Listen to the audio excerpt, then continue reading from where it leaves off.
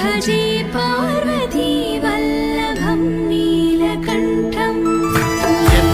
சாமி வந்ததையா இது எந்த சாமி தந்ததையா எத்தனை பாட்ட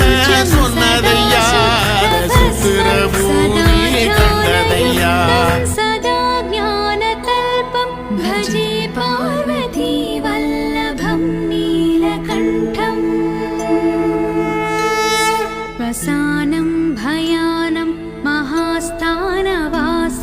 शरीरं गजानां सदा चर्मवेष्टं पिशाचं विशोचं पशूनां प्रतिष्ठं भजे पार्वती वल्लभं नीलकण्ठम्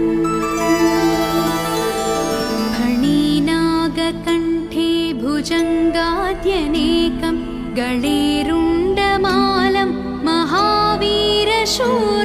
कटिं व्याघ्रचर्मं चिताभस्मलेपं भजे पार्वती वल्लभं नीलकण्ठम्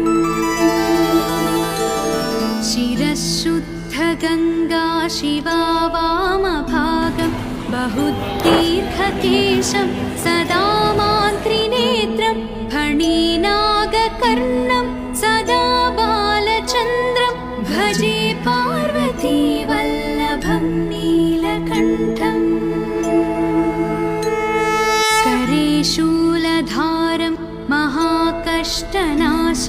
सुरेशं वरेशं महेशं जनेशं धने चारुईशं भजेशं गिरीशं भजे पार्वती वल्लभं नीलकण्ठम् उदानं सुदासं सुकैलासवासं धरानिर्धरं संस्थितं ह्यादिदेवम् अजाहेमकल्पद्रुमुं कल्पसेव्यं भजे पार्वती वल्लभम् எத்தனை சாமி வந்ததையா